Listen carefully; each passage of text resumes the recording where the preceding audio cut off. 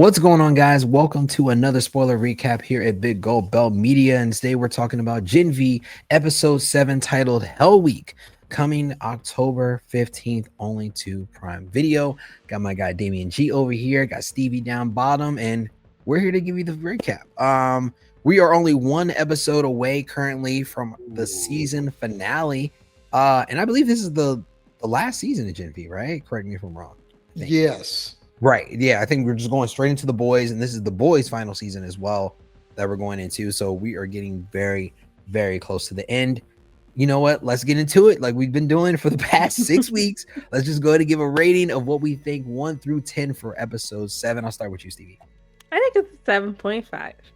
There we go. Yeah. That's pretty good. That's pretty good. Yeah. I like that. Okay. Mm-hmm. What you think, Damien? I'll give it an 8 because Damien with an 8. Yeah, me Right? with the 8 because it caught me out of nowhere like an RKO. Okay. So I appreciated it. Yeah, it's definitely got some there are some crazy crazy times in this episode, and I mean I can only imagine what episode 8 has after this. But yeah, I'll probably give it a 7.5 too. I think it was really good. Yeah. They did a good job. It's gonna take a miracle to get a 10 from me, but no, they did a really good job on this episode. It wasn't filler, that's for sure. Definitely not filler. It definitely had No. its own personality for sure, and it gave us a lot of answers to questions we've been having all the way up until this point. So this episode, of course, starts off with a recap, just letting us know what happened last episode. And towards the end of the last episode, we see Marie and Cate decide to go off and venture on their own to possibly take on Cipher and figure out what is really going on, and if that is Thomas Godolkin that Stan Edgar presumed possibly could be still alive. And the episode kind of pops off by seeing that what was her name? Annabeth. Oh god, okay. The name drives me crazy still. Annabeth is having like a dream or a premonition, and in her dream she wakes up kind of almost like in a cold sweat and realizes that Marie left. Not sure how heavy of a sleeper Jordan is, because Jordan was obviously holding Marie before she went to bed. Right. And Marie just like she must have hit the friends, the like hug and roll one. I don't know. Hug and roll. Mhm. Yeah. Like, oh, just don't flip her out of the bed. And slipped out in the middle of the night. So everybody's shocked. And we see the whole entire team now is in basically a panic and a frantic mode, and they decide eventually to go to school and presume that's where she is to check her out or find her on campus. Mhm. But everybody who doesn't have flying powers obviously has to take a vehicle. So we see that Jordan and Annabeth are traveling in a car. Where they got this car from? I guess Stan Edgar gave it to them. Okay, I was wondering where yeah, the car like, came whoa, from. y'all just got a car? Like, weird. Yeah, they said it. They got the car from him. Okay, Yeah. okay. I was Yeah. like, man. They asked the granddaughter for it. Oh, What's God, her what is her name? Zoe? Zoe. Zoe? Yeah. Yeah, Yeah. Zoe. Zoe, Zoe's sweet, man. She definitely looks out. I feel like she was going to be a bigger piece to the puzzle later on, as we see maybe in the boys, of course. I'm not sure if we're going to see anything else from her in this season, though. But as they're having this conversation between Jordan and Annabeth in the car, they're basically trying to figure out, like, you know, she talks about her powers, and Annabeth basically says that she was afraid when she first got them, and she felt like it was better for her to hide them opposed to letting people know about them. So they're having like a bonding moment, and I feel like Annabeth is really getting adjusted to not only the team but the whole family dynamic, you know, that Marie's had this whole entire time. How do you guys think Annabeth is adjusting now to her new role, not just on, I guess you can say, a team, but this new life that she's taking on right now, because her old life is basically gone for what we know it? I'll start with you, Damien. So what I was educated by was the fact that she's had these powers for a while. Mhm. So that was shocking for me because we went into this series thinking, oh, she's just a victim of circumstance. And she only Right. got powers awakened because of Marie messing with her DNA, right? Right. But it turns out she's had powers this entire time. So color me surprised, for one. and then her trying to bond with Jordan in the car. It's kind of like that awkward moment where you meet your sister brother's partner, and you're trying to find common ground. It's like, so are you guys kind of like dating? Like, what is it? Yeah. And it was so awkward, especially when Jordan switches, genders while driving. When they asked the question, "Are you one of those people that get freaked out if a man isn't driving?" It's just a weird bonding experience. But as far as Annabeth trying to ingratiate herself with everybody, I guess the first person to start with would be Jordan, because that is the closest person to her sister, as opposed to everybody else. So it would have made sense to do it that way, as opposed to her trying to get closer to anyone else on the team. Yeah. No, I agree. What did you think, Stevie? Yeah, I agree with that too. I also like that there was like little things that I picked up with her. Like in the car, she was like super scared, like with the driving and stuff like that. She's like Yes. holding on to the side of the Panic. thing. And I was like wondering why she was doing that. But then I thought of like, okay, if she could see the future, like, she's been like that her whole life. That's probably one of the reasons why she's always nervous. Like knowing when things are going to happen, whether they're good or bad, that could be super, super scary. But yeah, no, I agree with Damien said. I think that is what she's trying to do right now. Yeah. I mean, that is a good point, Stevie, as well, because like if you're in the car and say like she could be having visions this whole entire time, right? Like we don't know the extent of her powers, or if she really even knows. I mean, obviously she does know how to control, and they just kind of come in since she's a precog. But she could be having visions this whole entire time, but it could be visions of like a deer jumping on the road, or like you don't know what it is, because not all the time her things actually do predict the future. It just kind of comes in waves, or it gives possibilities of what could happen. So no, that's a really good point. That's very interesting. So now we kind of pan back and we see that Marie and Cate go to Cipher's house, which they're all surprised that there's no security and it's obviously empty. And they knew that because I think Marie can obviously feel heartbeats, and the only heartbeat she can feel near her is Cate's. But as they approach the house and they get inside, they actually feel a faint heartbeat in the house. And obviously for me, I'm thinking like, Raisin Bran Man, he's inside, right? Obviously it's got to be him. And we see that it's actually Polarity. Polarity, who is in really bad shape. And after his last tremor and being controlled and beaten, tortured by Cipher in his old home, he actually decided to track Cipher after he did that electromagnetic pulse to like get Cipher out of his head. So now he knows like I have the power, or or at least he thinks like I'm the only one that can take Cipher out. I gotta do this. This is gonna be like, and everybody, I think all of us were looking like, you know what? This is like Polarity's final act. You know what I'm saying? Like his son's gone. That is his true motivator for him to like pull through and like, save these kids, how he couldn't really save his son. But then we see that he starts to have a seizure while he's talking to Marie and Cate. And I think it's funny that like Marie downplays her power so much, right? And she's always like, I mean, she doesn't really say like I'm normal or like I'm no different than anybody else, but at the same time, she doesn't really show that she believes in herself more than everybody else does. So without a moment's notice or a thought, she just instantly starts to put her hand on Polarity's chest, and we start to see Cate start getting the nosebleed, and I start thinking, here we go again. Were you guys shocked that she's not only able to heal people from the dead, but also take away disease from people or any type of decay? I'll start with you, Stevie. No, only because I feel like that's where they're going with this. Like that's why she's the most powerful like soup out there. That's what they're trying to make. And it's like, okay, if she could heal the brain, what else could she heal?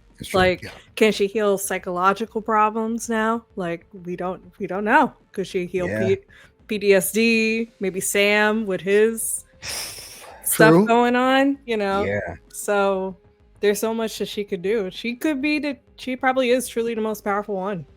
Yeah, it's so crazy. What did you think, Damien? No, absolutely. Because now we went into this season seeing just a taste of what her powers were, right? We just thought bloodbender. Now all of a sudden she's Jesus. and can Yeah. heal Yeah. everybody at a moment's notice. Like, I will take your pain away. Mhm. And we've seen it, right? We saw it with Polarity. We saw how she brought her sister back to life. She tried to bring Cate back to life, episode 1 or 2 this season. So she's always had that kind of ability. But to your point, Cam, where she goes, well, I'm just, I'm nothing special. Stop saying I'm Right. special. I'm not Right. the one.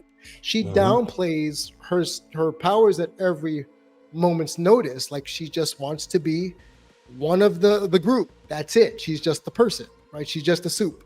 So seeing her finally kind of, and we have Cipher to thank for it. I hate to say it, but we do have Cipher to thank for this. We do.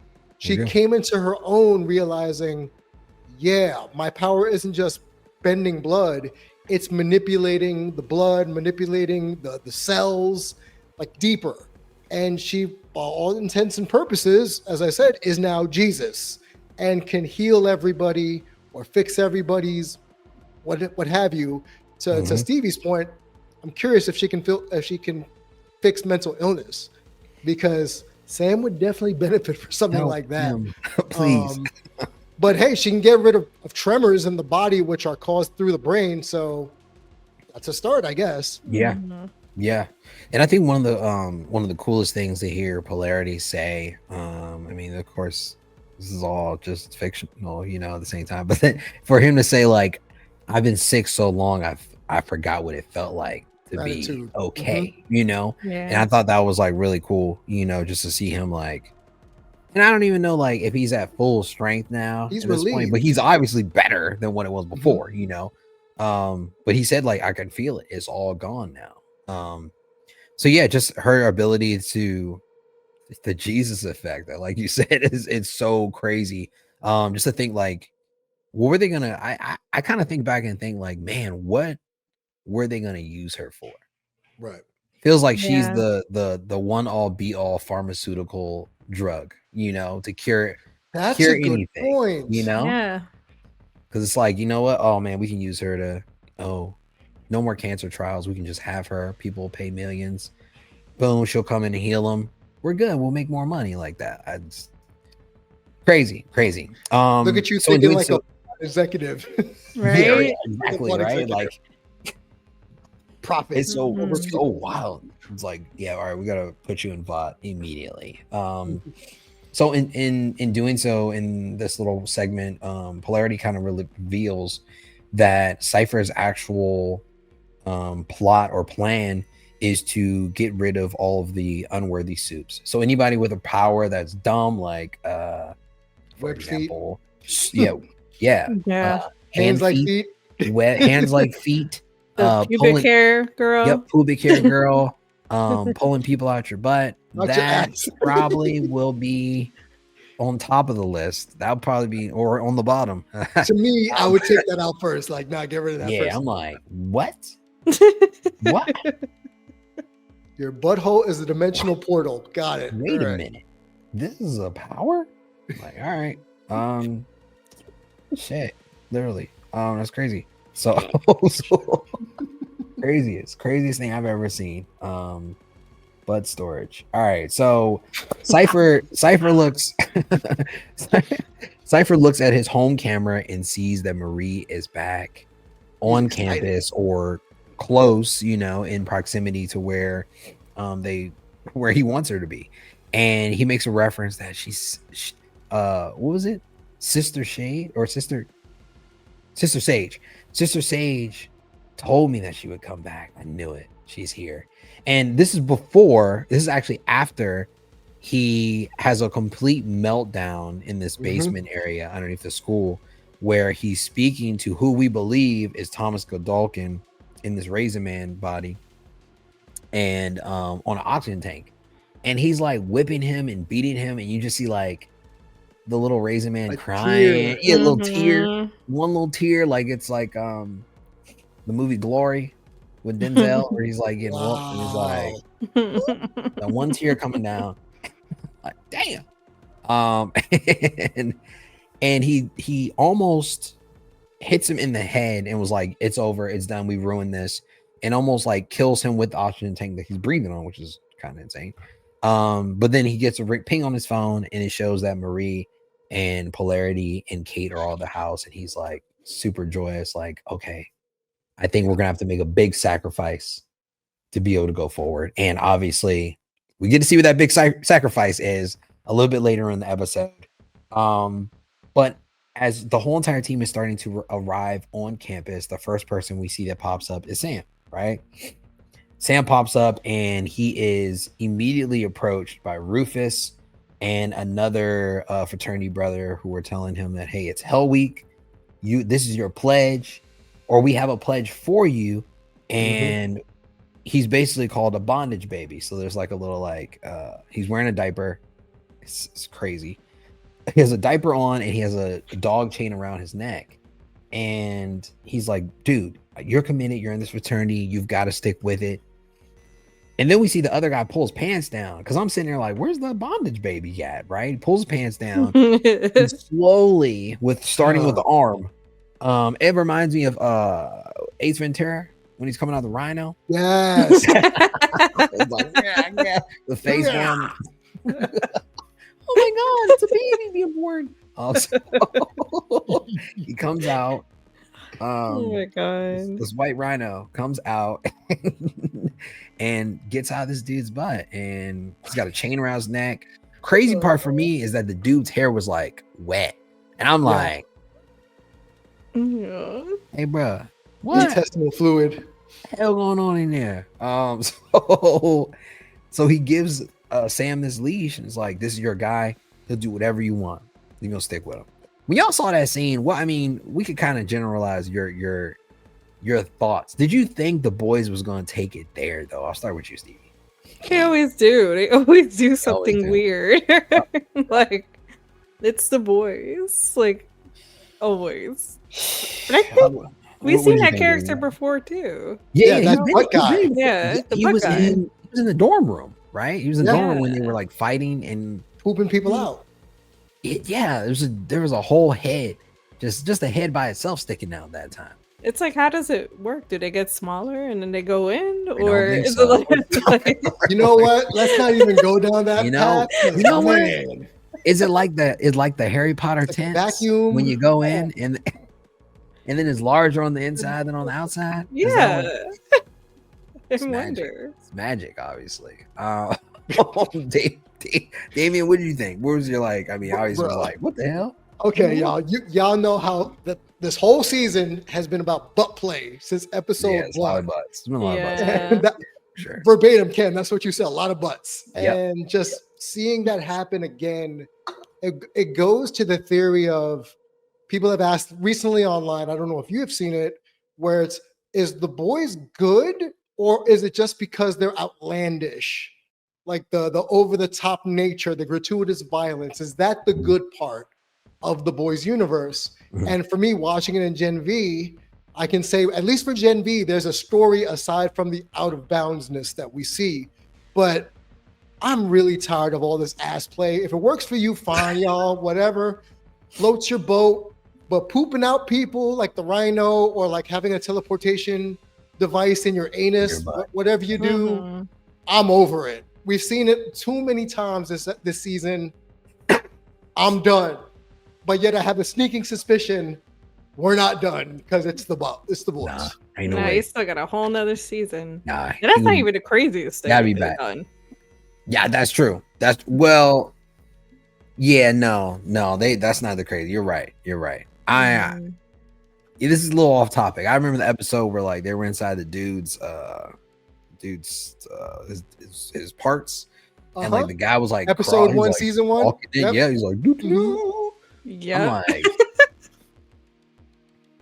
that made me think like, what I just start watching? What the hell did I just start watching? Like, I mean, I saw superheroes, but I didn't think it's gonna be whole dicks out here. That's crazy. It threw me off. I was like, this is not the normal comic book show. This is not normal at all.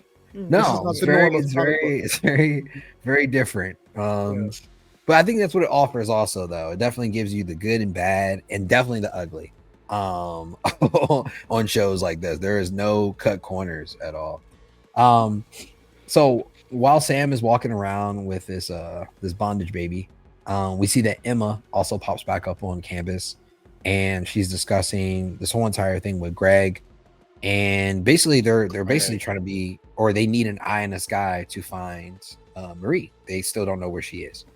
I think it's very funny because the whole time Emma and Greg are talking, you see Sam holding the diaper baby, the bondage baby with the chain, and they're just like staring in this odd, awkward stare. Like, I mean, and then we also see why he's staring like that as well, because Emma and Sam end up joining back up and having a conversation. And with all this going on, and really Marie being the huge topic of who we need to find, Sam still asks, like, so what's Greg's deal? Like, he's obviously trying to help. What do you mean? But it's funny because, like, obviously we see Sam's jealous, right? He's jealous of Greg. And he admits to it. Right. And he admits to it in this episode, but he also admits to being sorry for it because he knows he shouldn't feel this way, because he obviously ditched and left Emma high and dry to be Cate's little lab dog. But at the same time, these are all new feelings for Sam, right? He's been locked up this whole entire time. And now this is the first time he's really, and it's got to be odd experiencing it at like 23. The first time you're feeling jealous. I remember feeling jealous young, you know what I'm saying? So like to only feel that until I'm 23 is to be crazy. How many other things do you feel like Sam has missed out on that are feelings that we're still probably going to see in the upcoming episode, but also upcoming years that this character still played out? I'll start with you, Stevie. Yeah, I'm not sure. I feel like there's a lot of things that he is probably going to discover. I can't pinpoint on anything. I mean, like, maybe, well, no, I wouldn't want to say a serious stuff because he already experienced that with his brother. Maybe, like, seeing a close friend die, maybe someone that's not his brother, or maybe, the girl not being, what's her name? Oh my God, I forgot the girl's name. Emma, yeah, maybe not Emma being interested in him. Maybe that's something. Yeah, rejection. That could be rejection. That could be crazy for sure too. What do you think, Damien?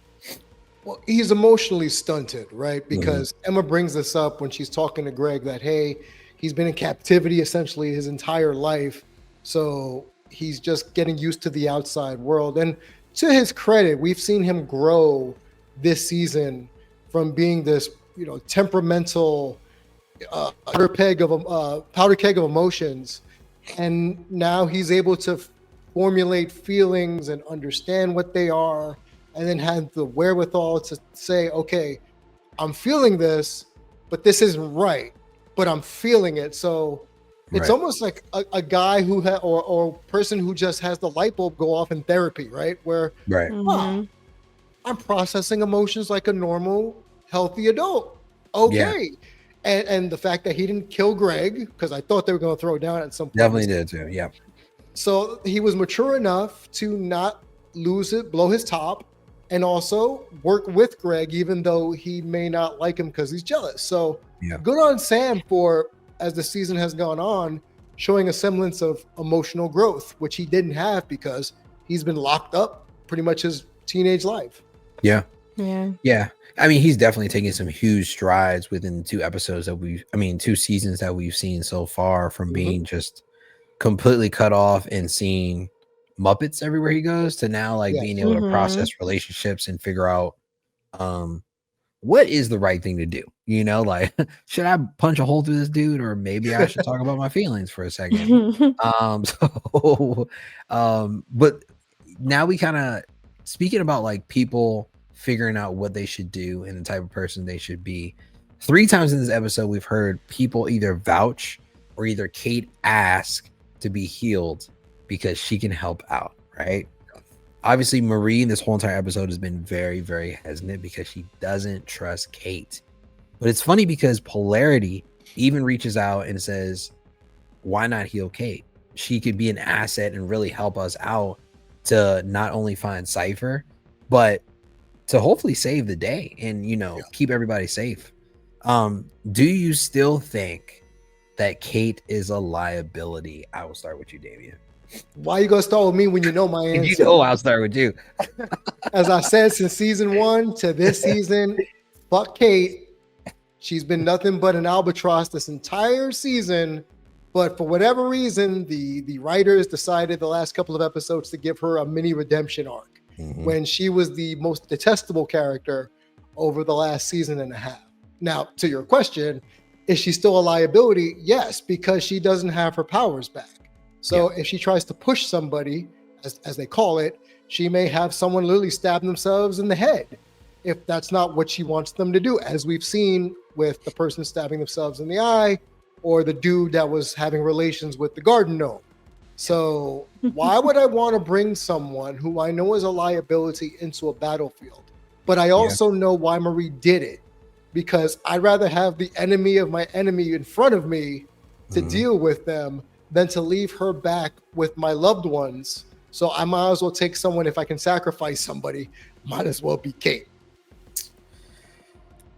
Yeah, I mean, she halfway gone already. Let's be honest. She already missing limbs and shit, half a body. That's fine. What do you think, Stevie? I think she should be given a chance. I No, think she should Stevie, get her. no, Yes. no. Why is it okay for Sam? I didn't say Sam it was okay for also Sam. fucked I up. said he had growth. She it feels like her growth was shoehorned in, as opposed to like we saw reasons why Sam would turn a corner because of Emma. Now what? She's doing it through guilt. I feel so bad. You guys think I'm such a bad person. Girl, the entire first season you were manipulating people left and right. Of course they're not going to trust you. Right. So that's understandable, but I also feel like that, I feel like people could change and be redeemed. And also what Polarity said, Vought could make you do crazy stuff. That's true. He did say that. He did say that. That was a very good point. Very good point.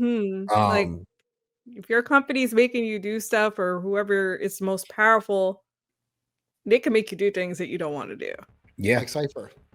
Yeah. Like Cipher. Yeah. And I think it's crazy because like I mean we give Cate quite a bit of shit.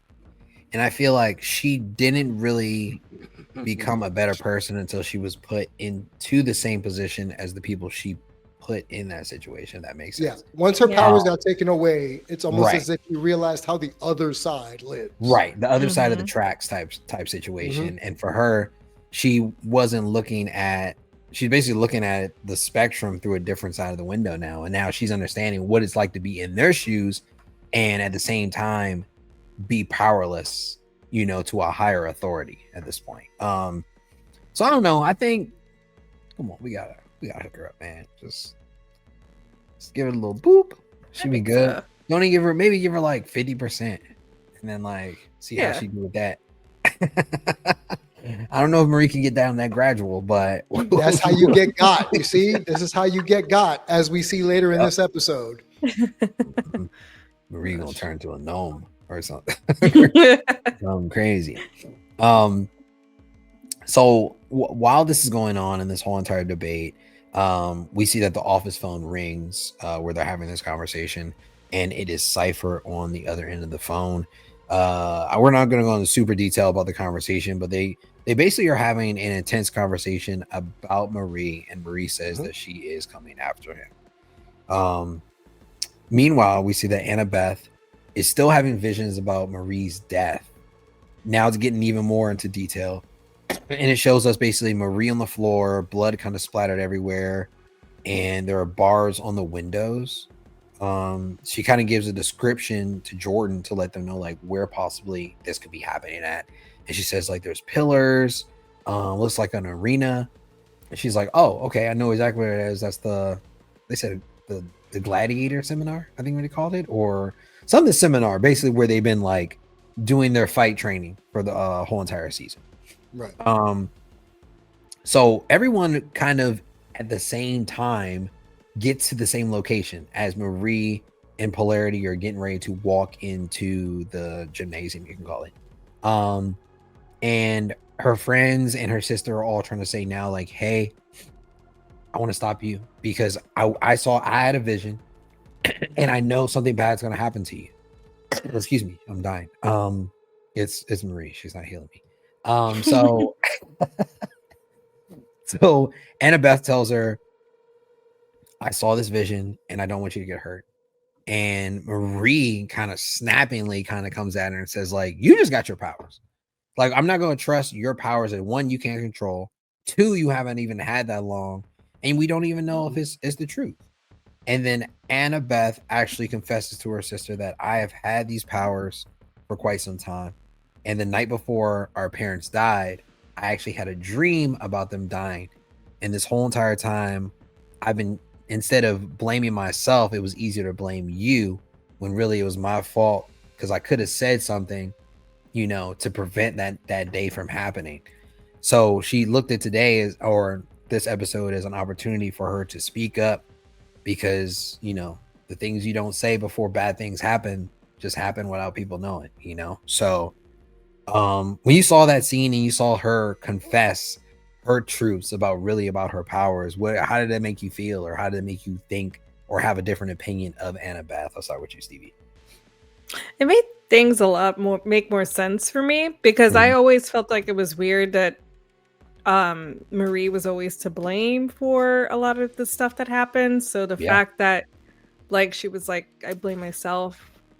It was easier to blame you. I'm sorry. It was easier to blame her than herself. Like, that just made a lot of sense for me. So you're good. Keep going. I got my thing popped up. You're good. Okay. Keep going, Stevie. I'm back. Okay, I don't know what happened. I don't know. It's all right. Sorry. Go. You're good. Anyway, but yeah, no, it just made more sense to me. Yeah. What did you think, Damien? She's a fucking coward. She is a fucking coward. She, like you said, you could have said something, potentially prevented your parents' death, and you held that shit on for how many years? And then you let your sister carry that guilt. And you know it was you could have done something, and you were like, you know what? F you. And Pam don't like you. Nobody likes you because you killed mom and dad. And then you were the reason she didn't have a relationship with you because you made it seem like you hated her. When I'm not saying it's her fault as well, but to wait until this moment is such a narcissistic thing to do. It's like, oh, I don't want you to hurt yourself because I've had my powers and I don't want to lose my sister.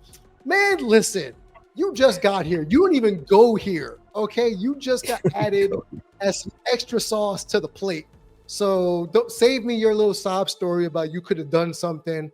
Nah, keep that same energy that you had all the way back in season 1 when your parents died. I don't need that now. Yeah. Coward. Damn, Damien. Right? I felt a little, well, I did feel that Annabeth definitely had to take some responsibility for, there you go. You know, part of it, because at the same time, Marie don't have no visions. So obviously she had no idea. She's like, I didn't know I was gonna, like, she literally said, I'm just a woman who had her period. Like, I didn't know that. Like, but you, my sister, you didn't tell me this whole entire time. And then I'm thinking, like, and if it was me, I'd be like, man, you've been blaming me this whole time and, you know, staying away, and Aunt Pat hate my face now. And like, Dennis, you probably didn't tell her that as well. And Aunt Pat's probably the only family I got left. So I did feel bad for her, but at the same time, it's crazy the accountability Marie still takes for herself and her own actions, because she still told Annabeth, like, I'm sorry you had to live with that. It is super selfless, because it's like, Marie, you've been living with a lot of shit too. You know what I'm saying? It's like, you thinking you killed your parents. I mean, you did. It did happen. Like, you did kill your parents, but you've been holding on not only the guilt, but also the blame and shame that somebody or other people have been putting on you as well, though. So definitely a powerful conversation until they say, Marie, you can't go in there. We're going to stop you. And then Jordan, let it out. Come on. Cut it out. All right. We've already done this fight. Why are you? So Jordan steps up and is like, I can't let you go in there. Marie's like, whoop. Just lifts up everybody like little puppets. I'm like, oh, Cipher 2.0. Look at this. Ciphered them. Yeah. Exactly. And Ciphered just them. has everybody floating in the air. And she looks over to the Cate and she tries to make a deal with Cate and says, like, if I heal you, you have to promise me that you're going to stop them from coming in here. And this is a conversation that kind of made me know that Cate might be a little different now, because Cate replies and says, I told you I'm not going to use my powers against my friends anymore. It even gave her the chance that she's been begging this whole entire season to get her powers back and to get healed and be normal again. And even when she gets the opportunity to, and it conflicts with what she said, and she promised that she wouldn't, hurt her friends again or do anything to them with her powers, she denies it. That's why I was like, you know what? She might be okay. Growth right there. Look at that. Look at you. Right? Learning from your mistakes. Only took you 2 years, but hey. Some are slower than others. Some others are slower than others. It happens. We all run the same marathon, but not everybody finishes at the same time. That's how it goes. But look at you being an after school special, Cam. Look at that. Look at me. Join us next time on PBS. After that, and everybody's like, blood was like bubbling through their veins and their face, and Marie drops everybody on the ground because she's like, all right, well, that didn't work. They'll just be not knocked out, but they'll be tired from me, messing with their blood. Yeah, messing with their blood. I guess that sounds strange. So her and Polarity kind of give each other a glance and like, let's do this, right? We're like, so our will team up, right? It's getting in, and they go inside of the arena, and Polarity is the only one that goes into the arena. Marie decides to go after Godolkin, right, in the basement. So Polarity walks in, and we see Cipher kind of like messing with the little knives in there, and he's like, "Oh, are you going to use those knives on your victims?" And he says, "No." The herd. Yeah. On the herd, and he's like, "No, I'm gonna have them use them on themselves." I'm like, "Oh, shit." Self-murder. All right. So Polarity picks up these like dumbbells on the side, 25-pound each, I believe, if my vision is correct. And he like hurls them. His powers are kind of strange because I feel like when he throws it, it goes a little slow. It doesn't go as fast. Or maybe it builds up speed, but like when it initially comes out of his hands, they're like, he's not Magneto. So I feel like I'd be like, yeah. I'm like, I can dodge that for real. And then it feels like it takes a long time for him to throw things. I don't know. I'm being too judgy here, too particular. I was gonna say, because considering how that dumbbell hit Cipher in the chest, yeah, it did. That came a little. That came in a little. It hit him really hard. I'm pretty sure it shattered quite a bit of bones. Because we see Cipher get up, and Cipher obviously doesn't flinch. He gets up and he's like, "Can't hurt me. Can't hurt me. I can't even feel that." And like, this is gonna be hard. And then we see that now the rest of the team is starting to follow after recovering from being levitated by Marie. And the team kind of split up. So we see that the characters that don't really have super strength all decide to go downstairs, right? We needed one down there probably, I'm be honest with you, but whatever. Weird split up. And then all the strong people stay upstairs. So we got Polarity upstairs, we got Jordan, we got Greg, and we got Sam, heavy hitters in the house. And we're like, ooh, they're about to get on that boy. And Polarity drums down, and he immediately starts taking over people, and it just turns into a WWE brawl. Whack-a-mole, right? Yeah. Every man for himself in this one. No rules, cage match, and bodies are flying left and right, but they're all kind of circulating one person, and it's to take Polarity off of his game, so he can't do that magnetic impulse to stop Cipher from using his power against everybody. And I'll say this though, I don't know how Polarity was okay.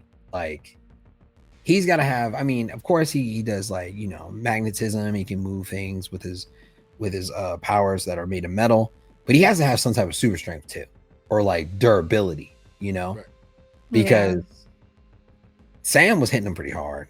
Greg was running into him like a linebacker. So I don't know. How did you guys like that scene, or were you looking for more action out of that fight scene? I'll start with you, Stevie. I kind of want a little bit more. I feel like in a show that's like a lot of superhero like soups, like I feel like we don't see a lot of their powers besides the ones that have to do with butts. So I kind of wish there was a little bit more. I want to see a little bit more fighting, a little bit more. Just maybe a little bit more. I agree. Honestly, It wasn't I in the feel like budget. that scene was just as long as the butts too, though. You know, like I feel like the scene in the butt scene was like same length. Same, but I feel like we saw more of it throughout the season. No, Yeah. I get what you're saying. It could have been more fleshed out, pardon the pun, but it could have been Yeah. more fleshed out as a fight instead of just bodies being flung everywhere. Yeah, So- I want to see some fights. I want to see them go at each other. you Yeah. know? It reminded me that this is a quasi superhero show, so it's built in fantasy, right? So Polarity may not have durability, but for the moment, for the scene, apparently he can take a soup straight to the chest, knocking him through a wall, and he's a-okay.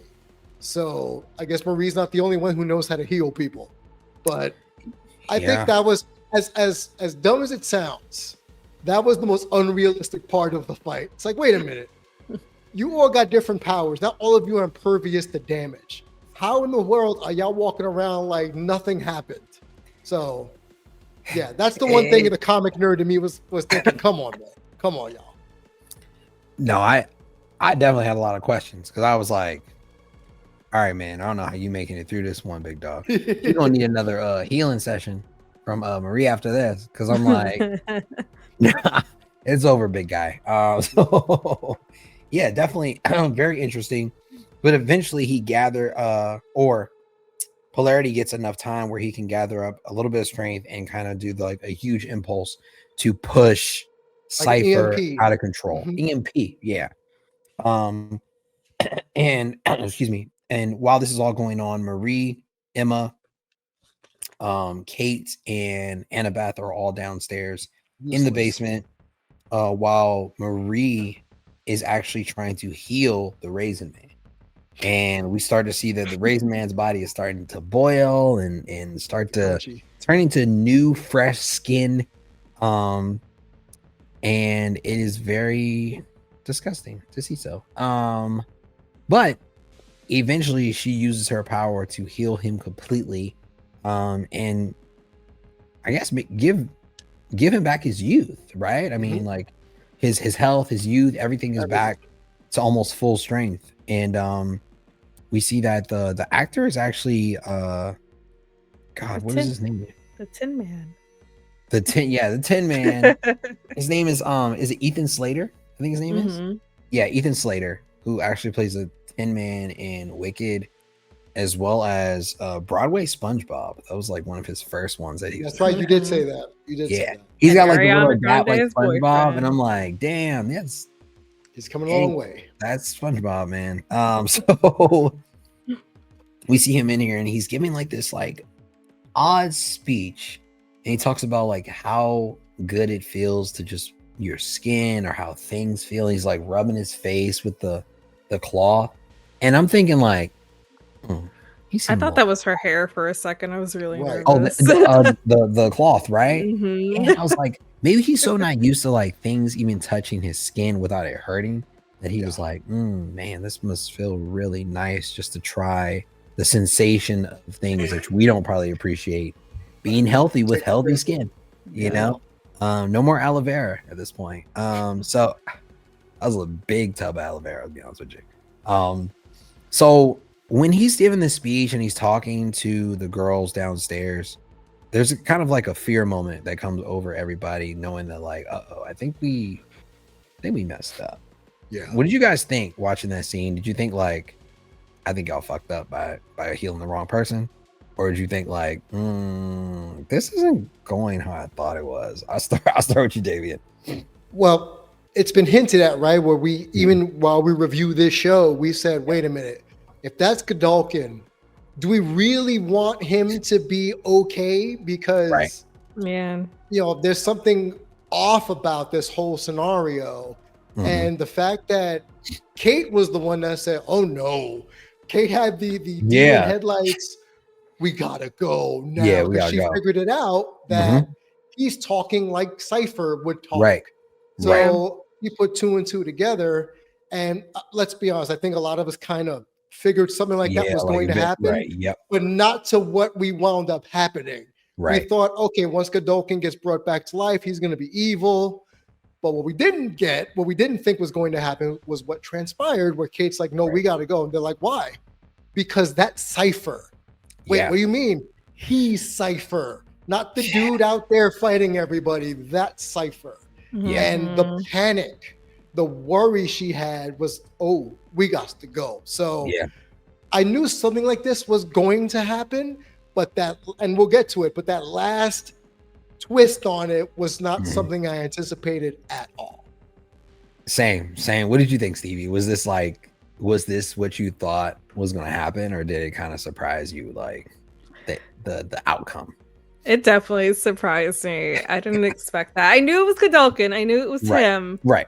But I just didn't know what we would find out later. Right. Yeah. Right. But I won't. Yeah, no. We're right there. Honestly, we're right there right now. right there. We're right there. So, I mean, the thing that they're alluding to both is that so as Polarity is getting ready to deliver the final strike with that big ass blade in the arena to Cipher, Cipher raises his hand and says, "It's not me, please stop." And we're all kind of thrown off. We're like, what? Like, bro, yeah, it's been you this whole time. You smoked. It's over, big dog. And voice changes. It gets a lot more high pitched, a lot more worrisome. Before it was striking zero fear. I can't be hurt, very sinister. And it makes Polarity stop because he realizes that this is not the same person I've been fighting this whole time. And what we find out is that his name, or Cipher's real name, is actually Doug. Doug has just been a host or a person that has been taken over by Thomas Godolkin and given the name Cipher to almost be like, to be his puppet and to carry out everything that he needs him to do. He's been basically shadow boxing in this body since the 80s, because Doug said that I used to work at Blockbuster before this happened. So you know how far back that is. Like, he's in a damn Blockbuster in like 30 years. So I'm like, he's been sitting here in this body. Obviously he does have the credentials of a doctor because he is Thomas Godolkin, right? Right. And he's basically just been living through Doug this whole entire time while his body was slowly decaying over time. Yeah. Man, Doug has now we know that Doug has a broken rib, broken back, broken collarbone. His body's tore up, and that's why he couldn't feel pain, is because this whole entire time the internal version of this body has been in pain, or the mind, but the mind that took over it, that's actually been driving, if that makes sense, has been Thomas Godolkin. Doug has just been in the back seat for the past 30 years. He was in the sunken place. On this damn roller coaster, experiencing all this stuff and not being able to do anything about it. That means Doug was actually having sex with Sister Sage, couldn't feel it. Yeah. Yep. And that's why she was looking at the other one. Yep. And we were wondering why she was staring at Raisin Man, and that's why. Yep. It's wild. How did they find each other? Like Tinder? What y'all think? Like, how the hell? How do you find him? Like, I guess Doug didn't talk. Doug, right? Yeah. If he's burnt to a crisp, Godolkin, how did he find the body of Doug? Like, oh, you know what? I'm going to take this body over because I'm decaying flesh. Yeah. I wonder if we're going to see that next episode. I hope so. Because I would love to hear that story, to be honest with you, because I'm like, man, what did he like? Return a video late and got some fees and was like, grab mine, Doug. I'm getting Doug. The next 30 years, you're mine. Thomas Godolkin took out a movie, never returned it, got burned. So now Doug went to go get the movie. And Doug has probably federal pending charges for copywriting Blockbuster movies, like they used to put in the warnings. FBI warning, yeah. banned. $10,000 But through this whole through this scene, now we see that we've got the wrong guy, right? Yeah. Essentially. And now Marie, Cate, and Emma and Annabeth have escaped and ran out of that basement. And we see that the university has now become Thomas Godolkin's playground.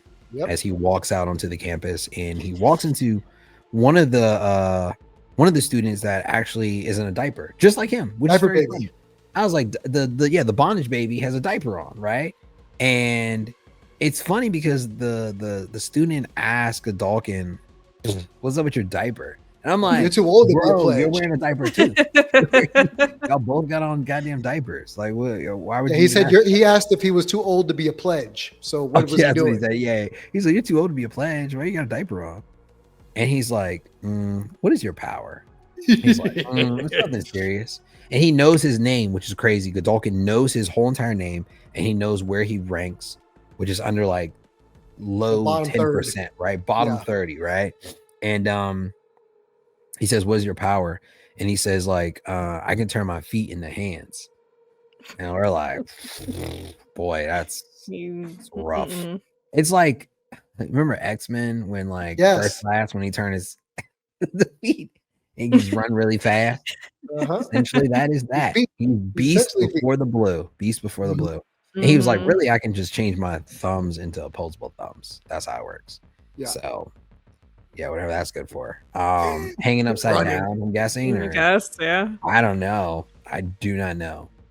Would you like a forehand massage? Like, I'm not sure how you. That's all I can think of. So Godolkin,